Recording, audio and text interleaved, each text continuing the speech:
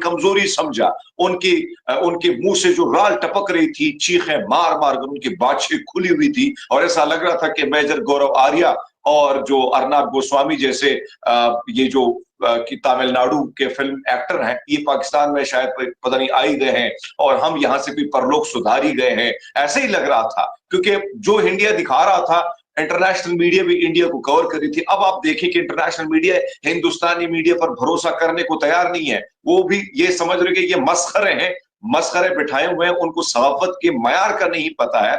तो एक तरफ तो ये चीज हम देख रहे थे और हमें भी गम और गुस्सा था जब हम मेन स्ट्रीम मीडिया पर पाकिस्तान को डिफेंड कर रहे थे। लेकिन कल रात जो डीजी एसपीआर साहब की आखिरी की प्रेस कॉन्फ्रेंस थी और बड़े दबंग अंदाज में उन्होंने जो आखिरी जुमला कहा, उसके बाद आपने देखा कि वहां पर दिल्ली, गुजरात, राजस्थान, उड़ी, इसी तरह आप देखें उधमपुर, इसी तरह आपने वहां पे बठिंडा, सिरसा, इन तमाम तर बेसिस को तबाह निस्म नाबूद कर दिया। पाकिस्तान ने क्या किया, ब्राह्मोस मिसाइल जखीरा गाह जो है उसको मुकम्मल तौर पर तबाह किया और उसकी वीडियो इस वक्त हिंदुस्तानी मीडिया भी दिखा रहा है।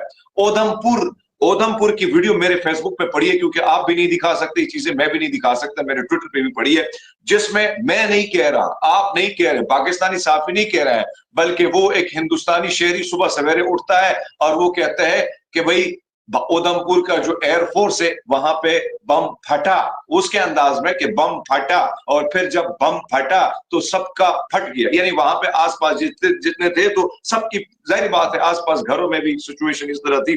पठानकोट की मैं बात करूं, एयरफील्ड जो है उस पर मिसाइल हमला हुआ है, एयरबेस जो है उसको तबाह किया गया है, जुजवी तौर पर उसको तबाह किया है। अब गुजरात की तरफ बढ़ते हैं। ये गुजरात वही इलाका है जो कसाई है, नरेंद्र मोदी जो मुसलमानों का कातिल है, जो सिखों का कातिल है, जो क्रिश्चियन का कातिल है, जो अमन का कातिल है, उसने क्या किया, उसके अड्डे को तबाह नेस्त नाबूद किया। अस्सलाम वालेकुम, मैं हुसनैन, आप देख रहे हैं नया पाकिस्तान। मेरे साथ मौजूद हैं हरमीत सिंह जो सीनियर सहाफ़ी हैं। इनसे बात करते हैं पाकिस्तान और भारत के मौजूदा हालात के हवाले से, मौजूदा कशीदगी के हवाले से, और अभी डोनाल्ड ट्रंप की तरफ से एक ट्वीट सामने आया है सीज फायर का। तो पाजी क्या कहेंगे, एक जंग का समा था, जंग छिड़ चुकी थी, पाकिस्तान के एयर बेसिस को निशाना बनाया गया, रात को मिसाइल दागे गए, इससे पहले ड्रोन हमले किए गए, उससे पहले भी मिसाइल मारे गए। क्या कहेंगे, ये कशीदगी क्यों बढ़ रही है? देखिए, इसमें कोई शक नहीं है कि जहां पर पहले तो हम बात करते हैं कि ये जंग शुरू क्यों हुई। आपको पता है कि उमूमन ऐसी आलमी साम्राज्य कुव्वतों की वजह से इस किस्म की जंगें शुरू होती हैं और फिर देखा जाता है कि ग्राउंड पे, यानी सियासी एतबार से नरेंद्र मोदी कहाँ खड़ा है और अब के बार 400 पार का नारा वो भी कामयाब ना हो पाया, तो फिर उमूमन आपने देखा है कि आरएसएस का एक नजरिया है कि खून बहाओ, अपने ही लोगों की को बलि चढ़ाओ और उसके बदले आप इलेक्शन के जाके सरकार जो है उसको बनाओ। तो ये वतीरा तो उनका रहा है।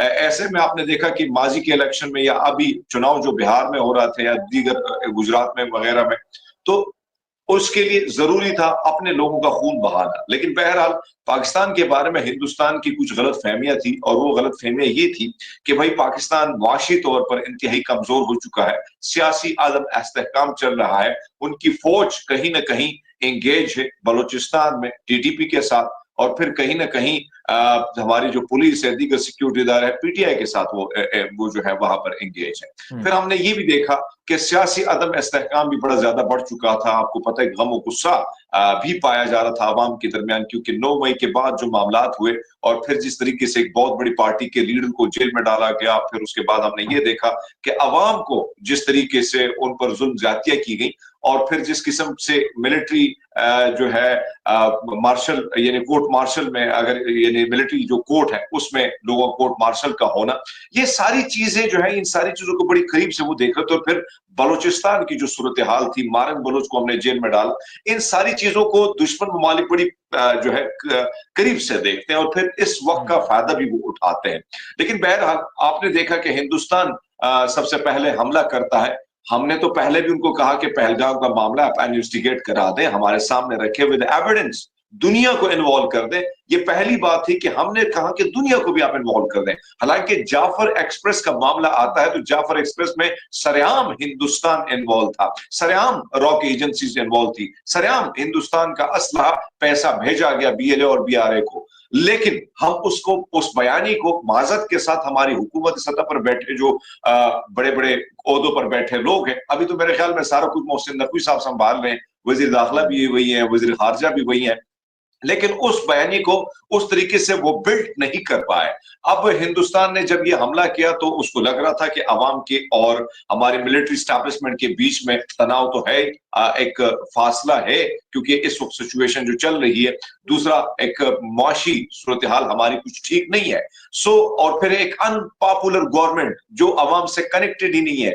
आपने कल रात को देखा, पूरी रात, हालांकि कोई और मुल्क का वज़ीर आज़म होता, मुल्क पे अटैक हो रहे हैं, मुल्क अटैक कर रहा है, तो एक वज़ीर आज़म हौसला अफजाई के लिए ट्वीट कर लेता वीपीएन लगा के, क्योंकि भाई साहब वैसे वीपीएन भी लगा भी सकते थे, लगा तो हैं जब किसी को मुबारकबाद देनी होती है। लेकिन कल पूरी रात ना आसिफ अली जरदारी साहब, ना नवाज शरीफ साहब, तो खैर बेचारे 15-20 दिनों से बीमार हैं, शायद बोलने की पाबंदी लग गई उन पे, डॉक्टर साहब ने इजाजत नहीं दी होगी कि भाई ज्यादा ना बोले, तकलीफ होगी। वो किसी ने बड़ा अच्छा खूब लिखा है कि कोयला फिल्म में शाहरुख खान भी 2-3 सीन के बाद बोलने पड़ा, लेकिन कोई ना बोला तो वो नवाज शरीफ साहब थे जो ना बोले मोदी सरकार के हक के खिलाफ।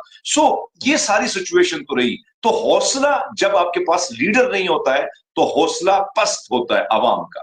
उसके बावजूद बहरहाल अवाम खड़ी हुई और अवाम ने मुतालबा किया। 3-4 दिन से 42 से ज्यादा घंटे हम इंतजार करते हैं कि हमारी फौज कब जवाबी वार करेगी, और इसी चीज को गोदी मीडिया ने क्या किया, हमारी कमजोरी समझा।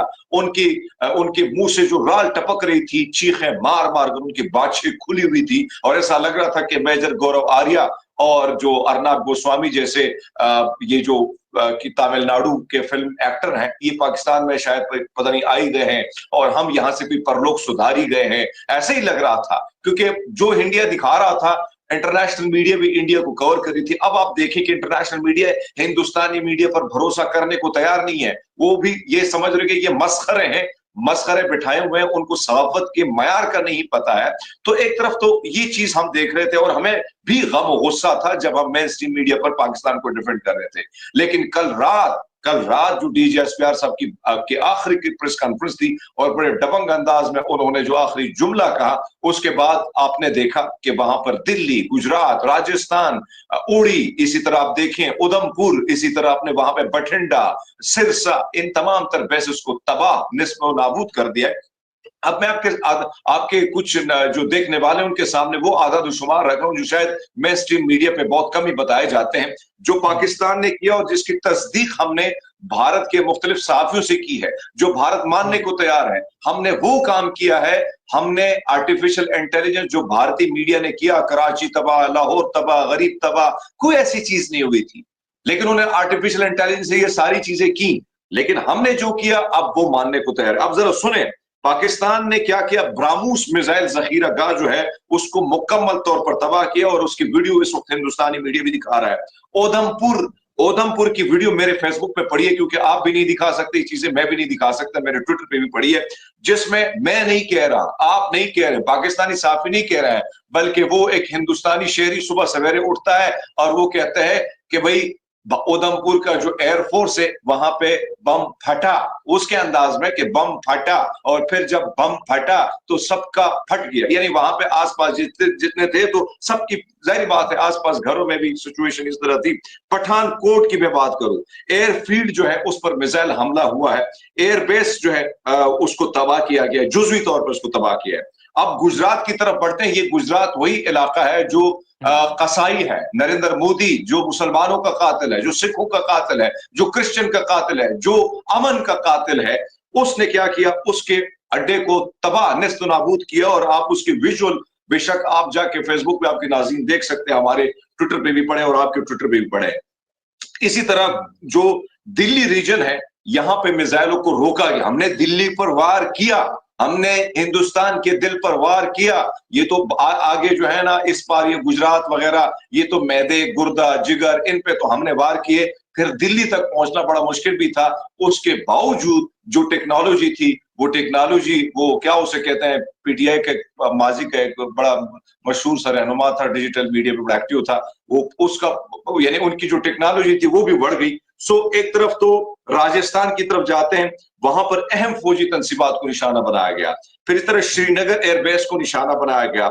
चांदीगढ़ असला डिपो जो है, जो तबाह बर्बाद हो गई, जिसके विजुअल आप देख सकते हैं, जिसमें कई लोगों की डेथ हो चुकी है। ये वो आदाद शुमार है जो मैं आपके सामने रख रहा हूं। इस तरह आप देखें कि अच्छा बठिंडा एयरबेस जो है, बठिंडा एयरबेस में तकरीबन 20 फौजी हलाक हैं। तो ये बात करने का मकसद ये है।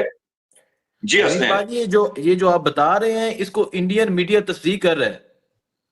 मैं इंडिया के वो साफी जो गोदी मीडिया के साफी नहीं है, जो पाकिस्तान में जिस तरह हमारे आसन अयूब जैसे लोग बैठे हैं उस तरह साफी नहीं है, जो एक्चुअल साफी है, यानी जो साफत करते हैं, जिनको व्हाट्सएप पे मैसेज नहीं आते हैं, जो अवाम में रहते हैं, जो ग्राउंड रियलिटी जानते हैं, मैं उनसे राब्ते में हूं और वहां से जो खबरें आ रही वो आपके सामने रख रहा हूं। तो ये जो तबाही की चीजें हैं, फिर आपने देखा ये जो एक और चीज जिसपे बड़ा बड़ा गुरूर किया जा रहा था, आपको याद है कि भाई ये जो हमने एयर डिफेंस सिस्टम जो हमने तैनात कर दिया है, पता नहीं, ये मेरे ख्याल में ये एयर डिफेंस सिस्टम यानी उस मेरे ख्याल में S-400 जो बिलियंस ऑफ डॉलर की इन्वेस्टमेंट हिंदुस्तान ने की है, वो वही ठुस हुआ जिस तरीके से जो आयरन डोम सिस्टम वहां पे हमास के लोगों ने तबाह किया, तो इसी तरह इसको भी हमने जलकर राख कर दिया है। फिर आप अंदाजा लगा लें कि ये कहा जा रहा था कि ये सिस्टम जो है ये क्या है, ये नाकाबिले तस्खीर है। तो पाकिस्तान ने कहा कि भाई इसकी तस्वीर हम पहुंचा ही देते हैं। तो भाई ये वो आदाद शुमार है। अब आप देखें इसकी कीमत क्या है, यानी ये जो है 1.5 बिलियन डॉलर, और इसी तरह आप देखिए कि जो राफेल है वो 720 मिलियन यूएस डॉलर इसकी जो 3 यूनिट है, यानी आते हैं। इसी तरह मिग 29 अगर आप देखें 40 मिलियन डॉलर इसकी कीमत बनती है।